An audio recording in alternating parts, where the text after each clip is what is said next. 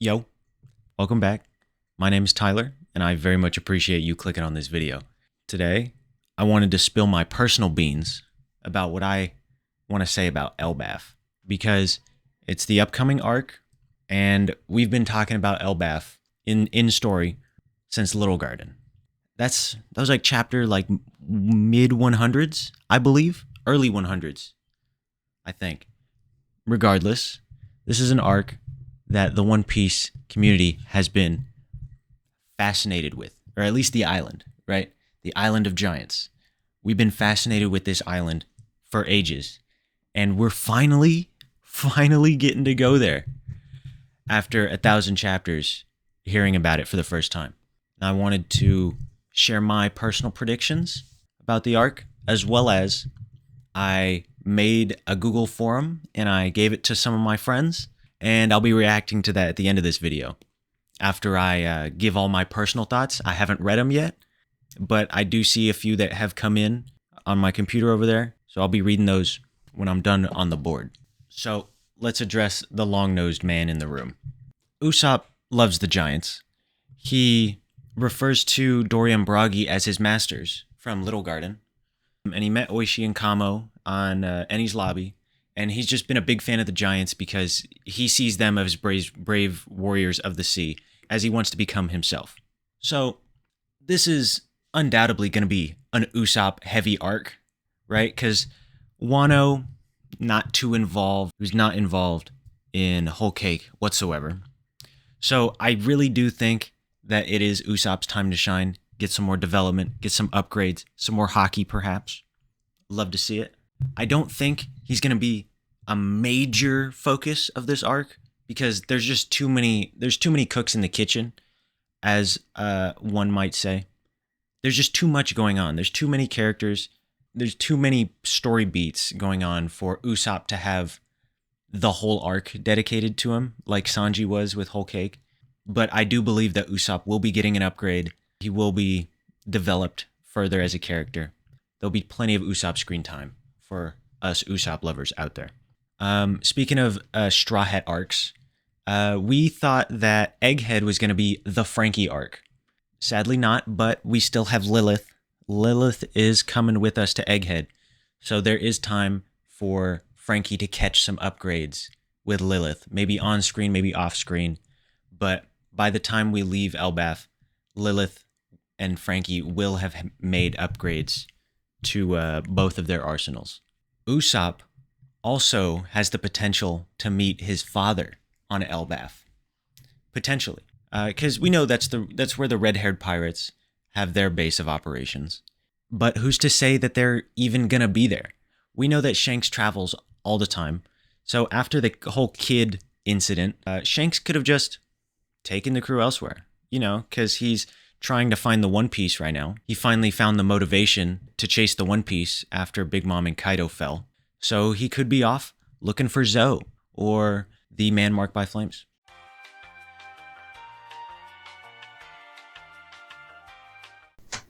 Speaking of people who were seen at Elbaf, the Kid Pirates. Not everybody on the Kid Pirates has a devil fruit. We know that they were destroyed, but who's to say that they couldn't have washed up on Elbaf and maybe they'll retire on Elbaf? I don't think the Kid Pirates have a major role left in the story. I think the Kid Pirates' main point in the story was to show the gap between a strong pirate crew and an emperor.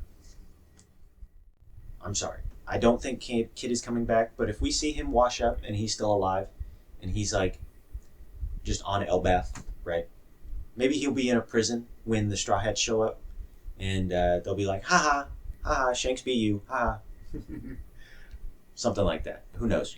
Something that we do need to see, though, somebody very important who you might not remember exists in the story. Loki, the Prince of Elbaf, the giant Prince of Elbaf. He's currently a very silhouetted character, and we don't know much about him. Oda does not give silhouettes to characters that aren't important. Rox is still silhouetted. Joy Boy is still silhouetted. Nika, I guess technically still silhouetted, right? But all of these characters, Green Bull was silhouetted for a while, right? So anytime Oda gives a character a silhouette, they're going to be important. And I do believe that Loki's design eventually, when revealed to us, will be very telling about his character. Because all that we really know is that he was going to have an arranged marriage with Lola from Big Mom's crew, one of her children, Lola. We met her in Thriller Bark, actually. And so Loki fell in love with Lola. When Lola ran away, they tried to use Chiffon, Gang Beji's current wife. They tried to replace her, but then Loki found out and got upset. So the Big Mom and the giant relations fell through even further. We know that he's the prince, and that also he's 63. He is relatively young for giants. I believe it's said that giants can live about 300 years. So if we divide that by 3, he's in his early 20s. So as a silhouetted character, Loki is somewhat of a wild card to us. We don't know how good or bad he is on the spectrum. He could be an evil maniacal ruler, or he could be a super kind leader. But his name is Loki, so he could be some kind of trickster. He might be into devilish and evil tricks, right? Or he could be a harmless prankster. We do not know yet. And I'm very excited to meet his character when we do meet him, because I'm sure the Straw Hats are going to meet the leader of this country that they're going to, right? Loki might be our main antagonist for Elbaf. We have no idea yet. Giants. They're on Elbaf. They scare Wendigo. That's about all we know. I'm kidding. The giants know who Nika is. They recognize Luffy as the warrior of liberation, right? Dude, I can't get this cap off with one hand. The giants, they know who Nika is, and they were likely allied with Joy Boy during the Void Century, because Elbaf has never been a world government allied nation, but there are giants in the government, as like John Giant and stuff. That goes back to like Mother Caramel and her wicked actions. I do believe we'll get more giant history and their exact relation to Joy Boy and the Void Century. In my Revisiting Road to Laughtale series, I was going through that and I realized that we don't know where Big Mom got her road poneglyph from. And I came to the conclusion in that all the road poneglyphs were given to groups of people or in races that were entrusted with these road poneglyphs that were allies with Joy Boy, like Zunisha, the Fishman, Wano, and we don't know where Big Mom got hers from. So I'm going to assume that Big Mom found out about the road poneglyph on Elbaf, and we're going to see maybe a little mini flashback of her stealing it after, like, God Valley. You know, once the Rocks Pirates disband, Big Mom will return to sailing the seas, and then she will remember that as a kid, her and, what's his name? The head chef, the guy with the cook fruit, that they are going to go back. They might yoink that poneglyph. She had that poneglyph when Roger stole it from her when he initially started his quest for the road poneglyphs. So that's where about in the timeline we're talking. It could very well have been given to a different race, as in the Lunarians or the Sky Peoples. You know, we have no idea yet, but I'm hoping. I think it would be very interesting to see more Big Mom during Elbaf, because she was so destructive. Staying with Big Mom here, Mother Caramel's house. That potentially is still on Elbaf, where she raised all those orphans to be sold to the world government. If you haven't read the JJK manga, I'm going to throw up a panel here that might be a spoiler, but I hope that we have a little scene in the manga where we're going by Mother Caramel's house, and it'll be like this. It'll be like that panel, like a little subtle moment. Like if you don't remember, you don't remember. But those who do, it'll be a cool thing to do. Or we could just talk about Mother Caramel's house in depth and her business dealings. Two characters that are going to Elbaf that I was never expecting to be on Elbaf when the Straw Hats are there. It's going to be Bonnie and Kuma. We didn't expect this 10 chapters ago, 50 chapters ago. these characters, one being a buccaneer who keeps a Bible of Nika and all of their religious texts. Kuma has that. He might still have it like in like a, you know how Frankie has his like soda chest that's inside of himself? That book might be in Kuma, or you know, his pocket or something. Kuma might gain the respect of the giants because he is a buccaneer, and him and his daughter, they love Nika, right? Lilith is also going to be on Elbaf, so Lilith might fix up Kuma to a point to where he has his motor skills back at least. And they might leave Elbaf early to go back to the revolutionaries. Like Kuma can just, and his daughter, they can go back to Kamabaka Kingdom and explain to Dragon what the heck happened on Egghead. That could be a good way for Dragon to be updated on the powers of the Gorosei, because Kuma was there and witnessed all of it, as well as Bonnie. And that could be a good way for Bonnie to join the revolutionaries. Or the father and daughter could stay with the Straw Hats and help them on their future journey. I think it might be cool if Bonnie joins the Straw Hats, but I think we have too many potential Straw Hats. Like we've got Bonnie, we've got Yamato, we've got Vivi, you know, and like I don't know if there's enough room on the boat. So Kuma and Bonnie leaving to go back to the revolutionaries, that'd be fine by me. You know, because Luffy could train Bonnie a little bit with Gear 5th, and she could be a valuable fighting force for the revolutionaries. That could be sick. One more thing that needs to happen, that has to happen. It has to. Nico Robin's reunion with Jaguar D. Saul. It has to happen. We need to have Saul update us on whatever Void Century knowledge he's learned that he gained from the books of Ohara and from reading poneglyphs. One more thing. Usopp. What kind of weapons has he used in the past? He's used hammers before. What's a Norse Viking hammer that could be cool to give Usopp? Potential upgrade for Usopp? An actual 10-ton hammer that nobody else can lift. Give him Mjolnir. Wouldn't that be some shit? Where somewhere on Elbaf, it's like the sword in the stone, right? Only the true king can lift it out. But it's only a true brave warrior of the sea can lift Mjolnir. And it's Usopp. It's Usopp. If Loki is our antagonist, what if Usopp makes a fake Mjolnir to scare Loki, to change the tide in the battle? Be it Usopp actually having Mjolnir or a fake one, I think that could freak out Loki. Because Loki is a trickster, and so is Usopp. Usopp tricking Loki could be the ultimate, like, trick the trickster moment. You know, I think that could be crazy. I could definitely see myself jumping out of my seat when that happens, you know. It's like, just my guy. That's my guy. Give him a hammer. He wins every fight.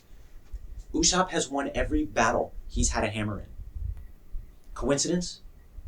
Give the guy another hammer. Give the guy a magic hammer. My final thoughts here, or final expectations.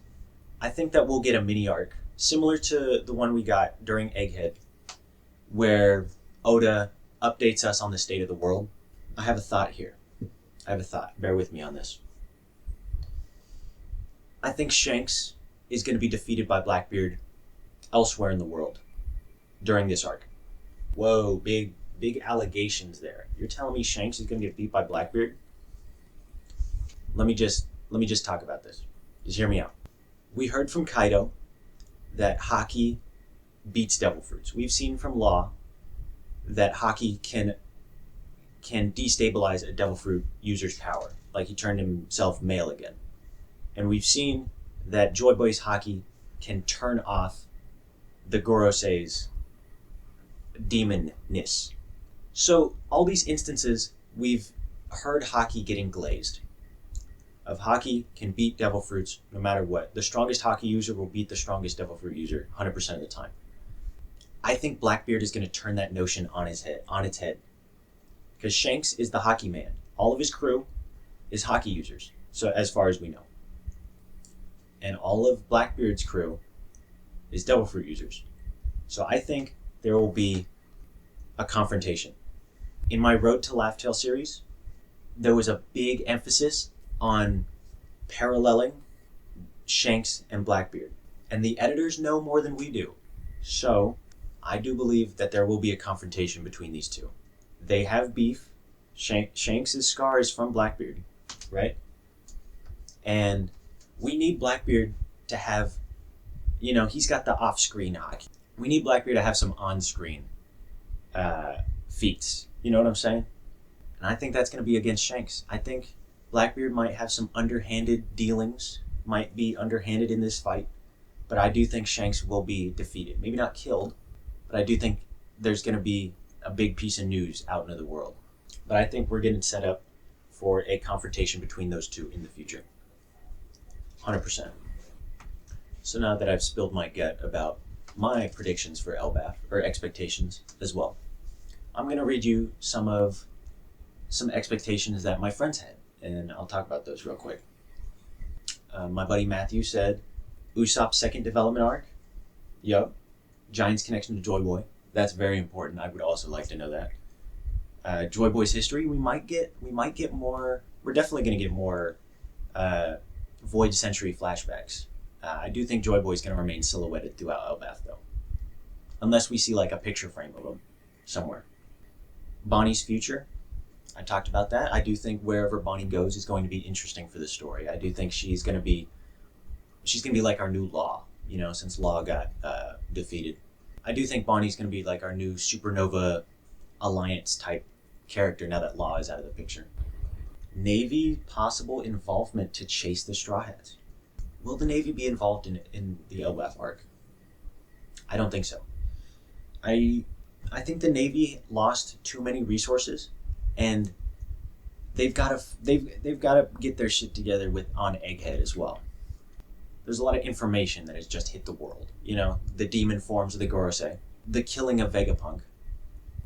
Just there's so much cleanup that needs to happen on Egghead.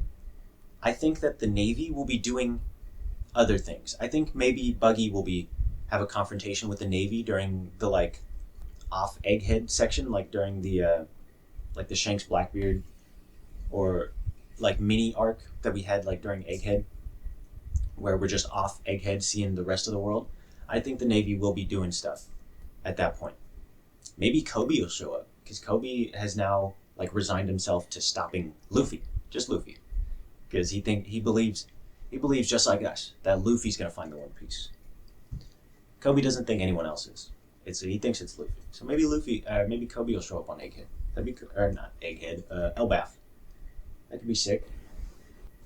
Okay, so then my buddy Will, he drew a connection between Elbaf, the land of giants, and Blackbeard. He has a giant on his crew. San Juan Wolf, who ate the giant fruit.